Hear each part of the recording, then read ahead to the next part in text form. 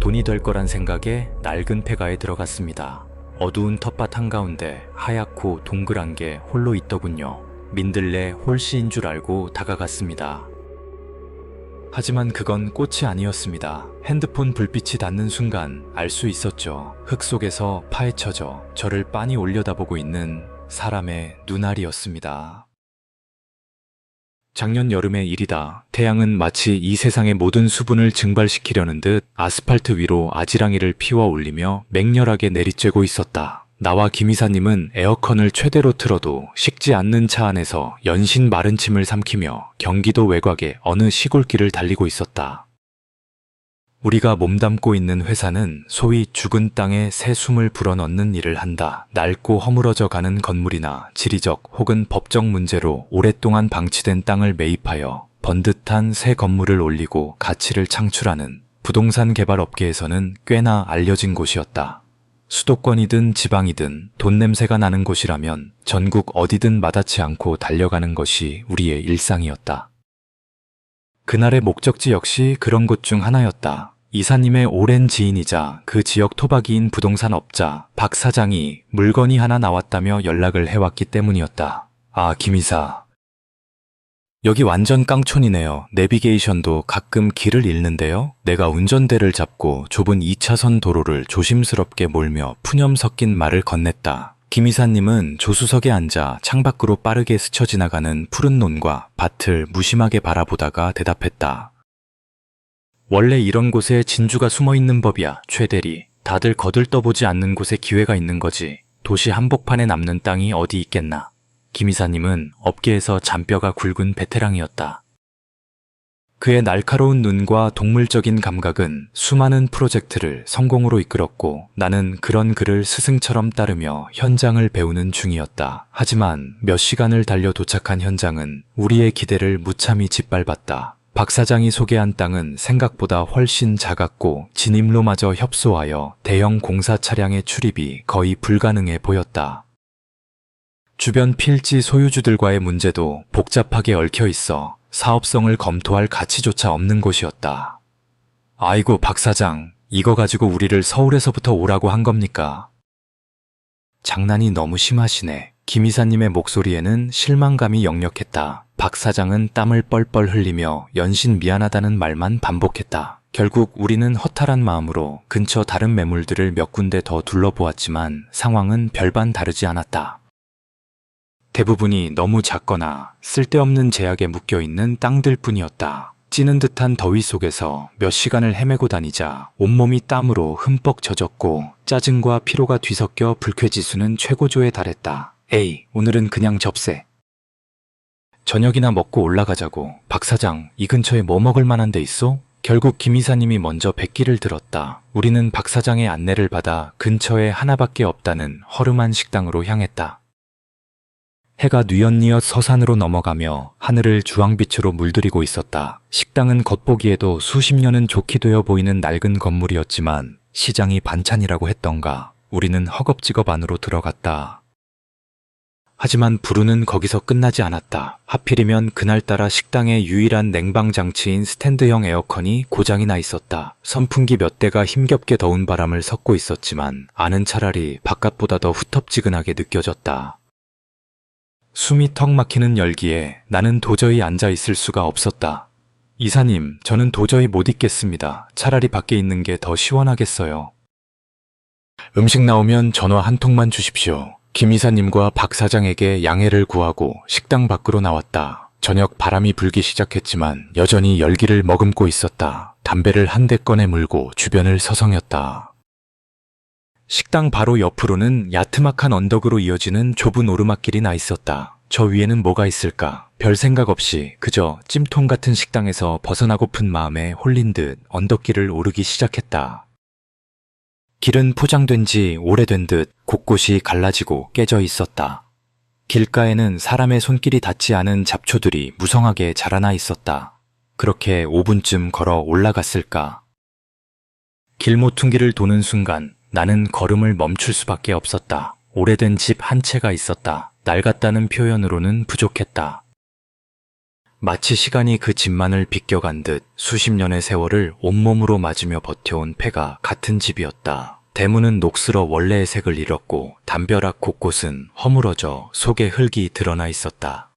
지붕의 기와는 몇 군데가 깨져 흉한 구멍을 드러냈고 한때는 산뜻했을 흰색 외벽은 빗물에 씻겨 내려간 페인트 자국과 검푸른 이끼로 얼룩져 있었다. 하지만 직업병은 어쩔 수 없었다. 꺼림칙한 첫인상과는 별개로 내 머릿속에서는 빠르게 계산이 시작되었다. 일단 터가 꽤 넓어 보였다.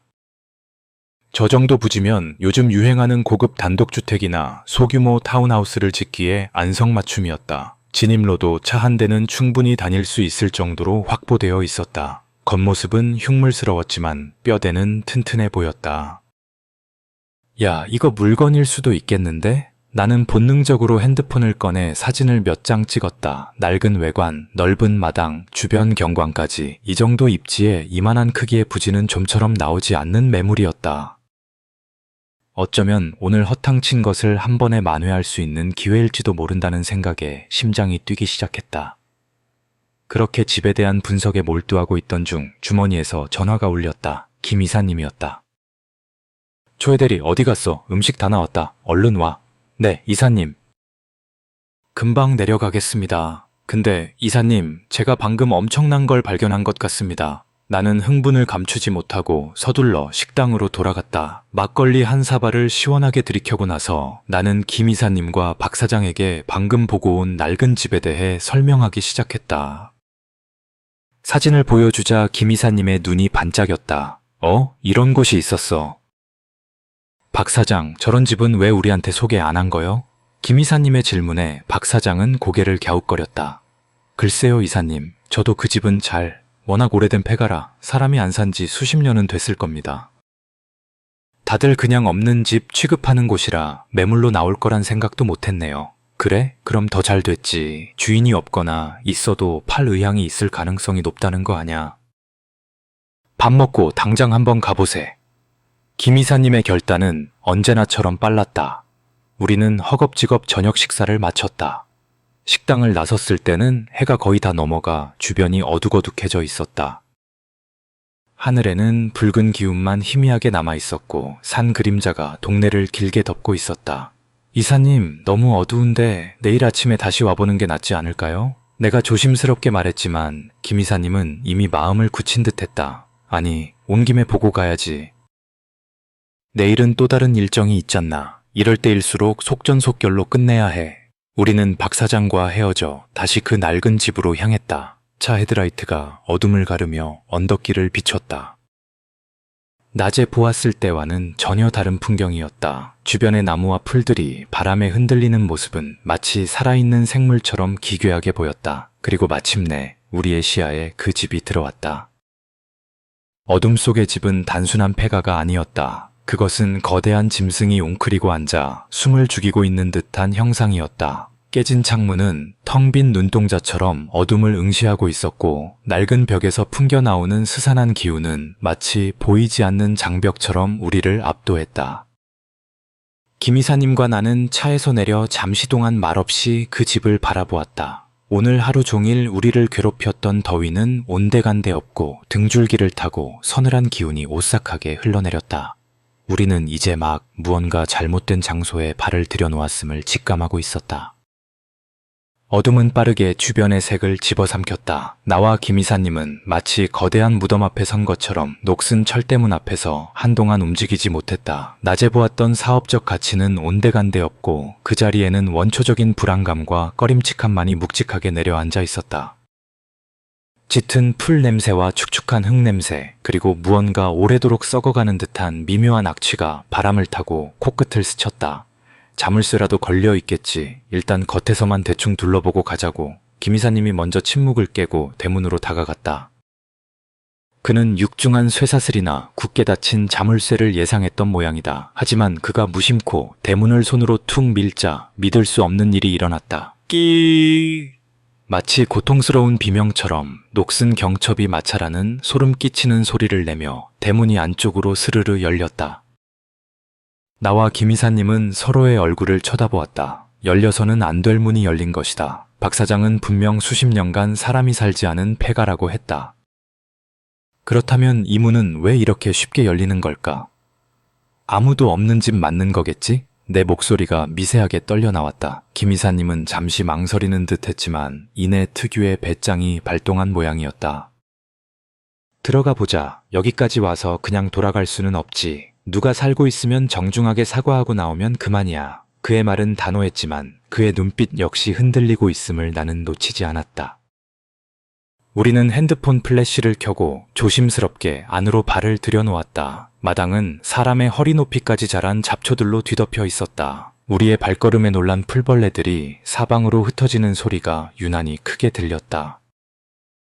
마당 한가운데에는 낡은 나무 평상이 있었다. 한때는 동네 사람들이 모여 앉아 수박을 나눠 먹고 막걸리를 기울였을 법한 그 평상 위에는 이제 하얀 먼지가 소복이 쌓여 마치 흰 천을 덮어놓은 듯 보였다.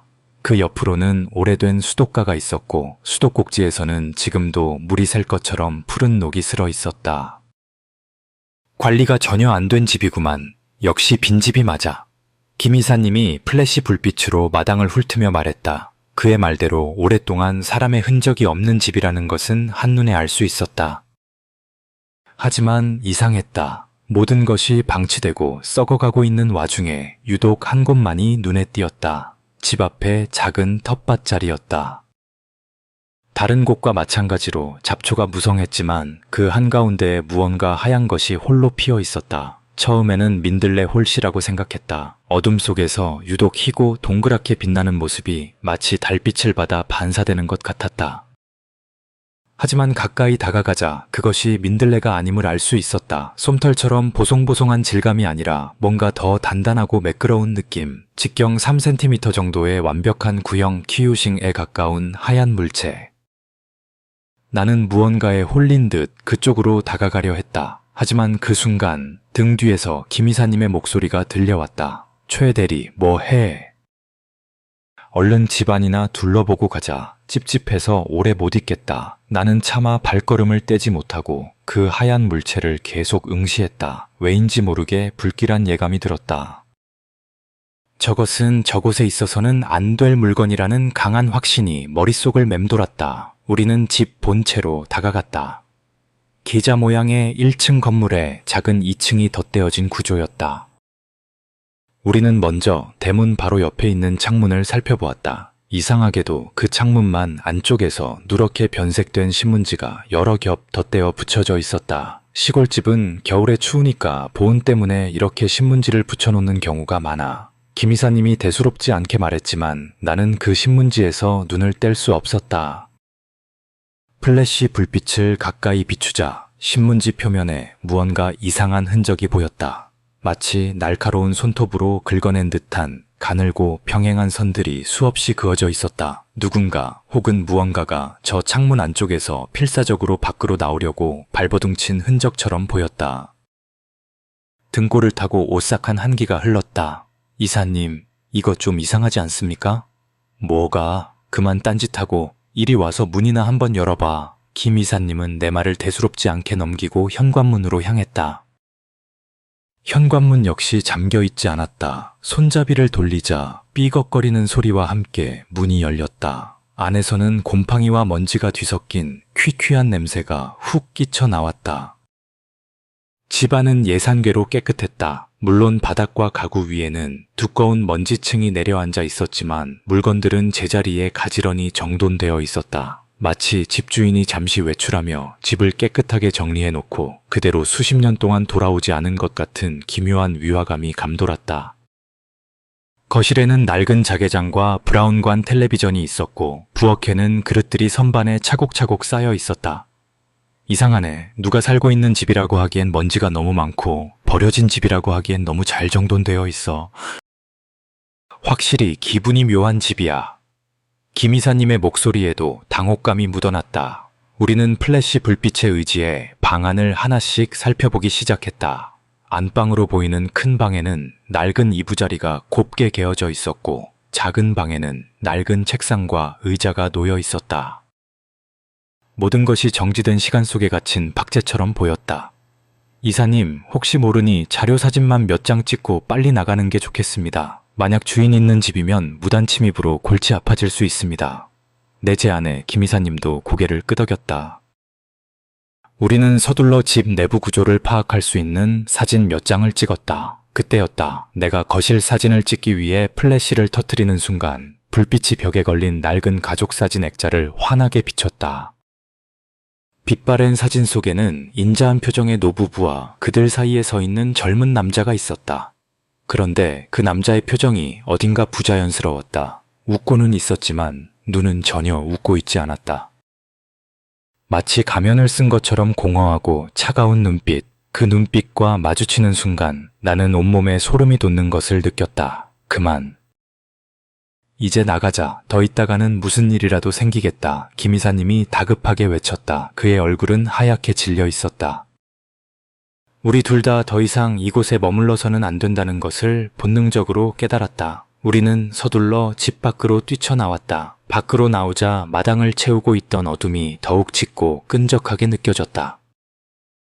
나는 차에 타기 전 마지막으로 텃밭 쪽을 돌아보았다. 어둠 속에서 아까 보았던 그 하얀 물체가 여전히 그 자리에 있었다. 그리고 그 순간 나는 깨달았다. 그것은 민들레 홀씨도 어떤 식물도 아니었다. 그것은 마치 어둠 속에서 나를 가만히 응시하고 있는 하나의 눈동자처럼 보였다. 나는 비명을 지를 뻔한 것을 간신히 참으며 차 안으로 몸을 던졌다. 심장이 미친 듯이 뛰고 있었다. 우리는 뒤도 돌아보지 않고 그 지옥 같은 언덕길을 빠져나왔다. 차 안의 공기는 얼음장처럼 차갑고 무거웠다. 김 이사님은 아무 말 없이 운전대를 꽉 쥔 채 앞만 보고 있었고 나 역시 숨막히는 침묵 속에서 창밖의 어둠만 멍하니 바라볼 뿐이었다. 방금 우리가 보고 겪은 일들은 현실감을 잃고 마치 악몽의 한 장면처럼 머릿속을 맴돌았다. 정돈된 폐가, 신문지에 그어진 손톱 자국, 사진 속 남자의 섬뜩한 눈빛, 그리고 무엇보다도 텃밭에 있던 그 정체불명의 하얀 물체. 한참을 달려 차가 큰 도로에 접어들고 나서야 김 이사님이 마침내 입을 열었다. 그의 목소리는 잔뜩 쉬어 있었다. 최 대리, 아까 그 집 아무래도 좀 이상했지? 네, 이사님. 그냥 이상한 정도가 아니었습니다. 솔직히 말씀드리면 귀신이라도 나올 것 같았습니다. 겉보기엔 낡아빠져서 주인 없는 집인 줄 알았는데 아는 누가 사는 것처럼 멀쩡하고 먼지가 쌓인 것만 빼면 말이야. 그런 집 보면 아까워. 집 위치도 괜찮고 크기도 꽤 커서 잘만 다듬으면 좋은 물건이 될 것 같은데 나는 김 이사님의 말에 놀랐다. 그 공포스러운 상황을 겪고도 그는 여전히 사업적인 판단을 하고 있었다. 역시 베테랑은 다르다고 생각하면서도 한편으로는 그 집과 더 이상 엮이고 싶지 않은 마음이 간절했다. 이사님, 그래도 그 집은 그냥 있는 게 좋을 것 같습니다. 뭔가 느낌이 너무 안 좋습니다. 나도 알아. 하지만 이쪽 일 하는 사람이 그런 거 하나하나 다 신경 쓰면 밥 굶어. 일단 그 동네 토박이라는 박 사장한테 한번 물어나보자. 혹시 알아. 그 집주인이 다른 부동산에만 내놓은 물건일 수도 있잖나. 김 이사님은 차를 갓길에 잠시 세우고는 박 사장에게 전화를 걸었다. 이사님의 차는 핸드폰과 블루투스로 연결되어 있어 스피커폰을 통해 통화 내용이 차 안에 고스란히 울려 퍼졌다. 여보세요? 박 사장? 나 김 이사요. 늦은 시간에 미안하오. 아닙니다, 이사님. 서울은 잘 올라가고 계십니까? 아직 가는 중이지. 다름이 아니라 뭐 좀 물어보려고. 아까 우리가 밥 먹었던 그 식당 있잖소. 거기 오르막길 중간쯤에 있는 낡은 집 말이야. 김 이사님의 말이 끝나자마자 스피커 너머로 박 사장의 숨 막히는 듯한 정적이 흘렀다. 잠시 후 그의 목소리가 이전과는 비교도 안 될 만큼 낮고 다급하게 흘러나왔다. 이사님, 혹시 그 집 들어가 보신 겁니까? 그의 목소리에는 단순한 걱정이 아닌 경악과 공포가 섞여 있었다. 나와 김 이사님은 서로를 쳐다보았다. 심장이 쿵 하고 바닥으로 떨어지는 기분이었다.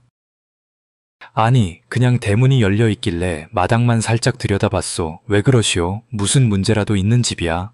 김 이사님이 애써 태연한 척 둘러댔지만 박 사장은 이미 무언가를 직감한 듯했다. 야, 이 양반아, 거길 왜 들어가? 무슨 소리 하는 거야, 지금? 들어갔어요. 안 들어갔어요. 박 사장은 거의 비명을 지르듯 소리쳤다. 그의 격한 반응에 나는 뻘쭘함을 넘어 등골이 서늘해졌다. 김 이사님의 얼굴도 굳어지기 시작했다. 아, 사람 사는 집 같아서 마당만 보고 바로 나왔다니까. 대체 왜 그래? 사람 불안하게. 거기 진짜 괜찮은 물건 같던데 왜 안 된다는 거요? 김 이사님이 짜증 섞인 목소리로 캐묻자 박 사장은 깊은 한숨을 내쉬었다. 그의 목소리는 이제 체념과 연민이 뒤섞여 있었다. 이사님, 그 집 생각 진짜로 접으세요. 오늘 밤 조심해서 운전해서 올라가시고 다신 그 동네 얼씬도 하지 마세요. 제발 부탁입니다. 아니 이 사람아, 이쪽 일 하는 사람이 그런 거 신경 쓰는 거 봤소. 이유나 들어봅시다. 자세하게 안 알려주면 나 그 집 포기 못해. 알 거 아니오, 내 성격. 김 이사님의 똥고집이 또다시 발동했다. 박 사장은 한참을 망설이다가 마지못해 입을 열었다. 이사님도 이쪽 업계 사람이니 오늘 들은 얘기는 절대 비밀로 하겠다고 약속하십시오. 그 동네 이제 막 개발 바람 불기 시작한 곳입니다. 괜한 소문나면 동네 전체가 죽습니다. 아이, 당연한 말씀을 사람 궁금하게 하지 말고 어서 말해봐요. 그리고 박 사장이 들려준 이야기는 우리의 상상을 초월하는 끔찍한 것이었다. 그 집에는 원래 노부부와 20살 넘은 아들, 이렇게 셋이 살았다고 한다. 그런데 아들이라는 놈이 도박에 미쳐서 집안의 돈을 모조리 탕진하고 빚까지 지게 되었다. 부모가 더 이상 돈을 대주지 않자 아들은 끔찍한 생각을 하게 된다. 부모님을 사고로 위장해 죽이고 그 보험금으로 도박빚을 갚고 새 출발을 하겠다는 계획이었다. 어느 날 밤 아들은 부모님이 마실 음료수에 수면제를 탔다. 그리고 두 분이 잠들면 집에 불을 지를 계획이었다. 하지만 그날따라 아버지가 음료수를 마시지 않고 잠이 들었고 아들이 불을 지르기 위해 준비하던 중 화장실에 가려던 아버지와 마주치고 만 것이다. 밤이라 눈이 침침했던 아버지는 자기 아들을 알아보지 못하고 도둑이야 하고 소리를 질렀다. 당황한 아들은 아버지를 밀쳤고 늙은 아버지는 잘못 넘어지면서 머리를 장롱 모서리에 세게 부딪혀 그 자리에서 즉사하고 말았다. 도둑이야 하는 소리에 옆집 사람이 무슨 일이냐며 찾아왔지만 아들은 태연하게 아무 일도 없다고 둘러댔다. 이제 와서 불을 지르면 자신이 범인인 게 탄로날 것이 뻔했다. 궁지에 몰린 아들은 결국 해서는 안 될 선택을 하고 만다. 그놈이 자기 아버지랑 자고 있던 어머니까지 전부 토막내서 마당 텃밭에 묻어버렸답니다. 박 사장의 목소리가 가늘게 떨렸다. 차 안이 공기가 얼어붙었다. 나와 김 이사님은 숨 쉬는 것조차 잊었다. 마을 사람들한테는 부모님이 갑자기 여행을 가셨다고 거짓말을 쳤지만 평소 행실을 아는 이웃들이 수상하게 여겨 경찰에 신고를 했죠. 경찰이 들이닥치기 직전 그놈은 2층 자기 방에서 스스로 목을 매달아 죽어버렸습니다. 한동안 끔찍한 정적이 흘렀다. 머릿속이 하얗게 비어버리는 것 같았다. 그때 내가 정신을 차리고 퍼즐 조각을 맞추기 시작했다. 신문지에 그어져 있던 수많은 손톱 자국, 텃밭에 있던 하얗고 동그란 물체. 경찰이 마당을 다 파헤쳐서 시신들을 수습했는데 끝까지 못 찾은 부위가 두 군데 있었다고 합니다. 할머니의 오른쪽 손하고 두 눈알이요. 그 말을 듣는 순간 나는 온몸의 피가 역류하는 듯한 충격을 받았다. 이제야 모든 것이 이해되었다. 창문 안쪽에서 필사적으로 긁어대던 흔적은 흙 속에 묻힌 할머니가 밖으로 나오기 위해 발버둥 치던 오른손의 흔적이었을 것이다. 그리고 내가 민들레 홀씨인 줄 알았던 그 하얀 물체는 흙더미 속에서 파헤쳐져 밖으로 드러난 할머니의 눈이었던 것이다. 그것은 나를 바라보고 있었던 게 맞았다. 이사님, 저 아까 그 집에서. 나는 떨리는 목소리로 김 이사님에게 내가 보았던 것들을 모두 털어놓았다. 신문지의 손톱 자국과 텃밭의 하얀 눈알에 대한 이야기를. 내 말을 듣는 김 이사님의 얼굴은 사색이 되어 있었다. 박 사장의 이야기는 계속되었다. 그 사건 이후로 그 집에 이상한 걸 봤다는 사람이 한둘이 아니었습니다. 밤마다 창문에서 하얀 손이 튀어나와 허공을 휘젓는다거나 마당에서 두 개의 불빛이 자기를 빤히 쳐다보고 있었다는 둥. 그래서 동네 사람들이 무서워서 창문에 신문지를 발라버리고 대문도 쇠사슬로 꽁꽁 묶어놨는데 그걸 이사님들이 열고 들어가셨단 말입니까? 김 이사님은 아무 대답도 하지 못했다. 우리는 분명 쇠사슬 같은 건 보지 못했다. 마치 누군가가 우리를 기다렸다는 듯 문은 너무나도 쉽게 열렸던 것이다. 전화를 끊고 우리는 남은 길을 완전한 침묵 속에서 달렸다. 나는 차마 백미러를 볼 수 없었다. 그 저주받은 집에서 무언가가 우리를 따라왔을지도 모른다는 끔찍한 상상에 온몸이 사시나무처럼 떨렸다. 그날 밤 나는 잠들지 못했다. 눈을 감으면 흙먼지 속에서 나를 뚫어지게 응시하던 그 하얀 눈동자가 떠올라 비명을 지르며 깨어나기를 반복했다. 그날 이후 내 일상은 조용히 무너져 내렸다. 낮에는 억지로 아무렇지 않은 척 업무에 집중하려 애썼지만 밤이 되면 어김없이 그날의 공포가 나를 덮쳤다. 잠자리에 누워 눈을 감으면 낡은 폐가의 퀴퀴한 곰팡이 냄새와 축축한 흙 냄새가 코끝을 맴도는 듯했고 귓기에는 녹슨 대문이 열리던 그 소름 끼치는 마찰음이 환청처럼 들려왔다. 가장 끔찍한 것은 시각적인 잔상이었다. 어둠 속에서 하얗게 빛나던 그 눈동자, 그것은 더 이상 단순한 기억이 아니었다. 내 망막에 낙인처럼 찍혀 어두운 곳을 볼 때마다 시야 한 구석에서 희미하게 떠올랐다. 길을 걷다가도 어두운 골목을 보면 나도 모르게 심장이 철렁 내려앉았고 밤에 내 방 창문을 보는 것조차 두려워져 커튼을 항상 굳게 닫아두고 생활했다. 흙 속에 파묻힌 채 발견되지 못한 할머니의 눈이 이제는 내 머릿속에서 나를 영원히 감시하고 있는 것만 같았다. 김 이사님 역시 상태가 좋지 않아 보였다. 평소 자신만만하고 호탕하던 모습은 온데간데 없고 얼굴은 눈에 띄게 수척해졌으며 눈 밑에는 짙은 다크서클이 자리 잡았다. 우리는 회사에서 마주칠 때마다 애써 그날의 일에 대해 침묵했지만 서로의 눈빛만으로도 같은 악몽을 꾸고 있음을 알 수 있었다. 며칠 후 김 이사님이 나를 자신의 사무실로 불렀다. 그는 굳은 표정으로 입을 열었다. 최 대리. 그 경기도건 완전히 덮었네. 박 사장한테도 전화해서 다시는 그 집 얘기 꺼내지도 말고 우리한테 연락도 하지 말라고 신신당부했어. 잘 생각하셨습니다, 이사님. 사실은 말이야. 김 이사님은 잠시 머뭇거리다가 어렵게 말을 이었다. 나도 며칠째 잠을 제대로 못 자. 꿈에 그 집이 나와. 창문에서 하얀 손이 쑥 튀어나와서 내 목을 조르더군. 그의 고백을 듣는 순간 나는 묘한 안도감을 느꼈다. 나 혼자만 겪는 고통이 아니라는 사실이, 이 비이성적인 공포를 함께 나눌 사람이 있다는 사실이 역설적으로 위안이 되었다.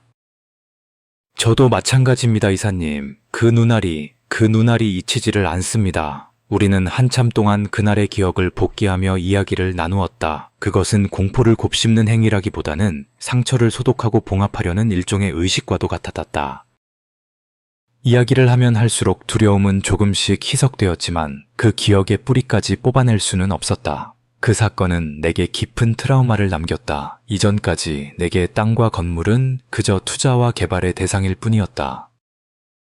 숫자로 된 데이터와 도면 위의 선, 그 이상도 이하도 아니었다. 하지만 이제 나는 알게 되었다. 모든 공간에는 이야기가 있고 시간이 깃들어 있으며 때로는 지워지지 않는 고통과 원한이 새겨져 있다는 것을.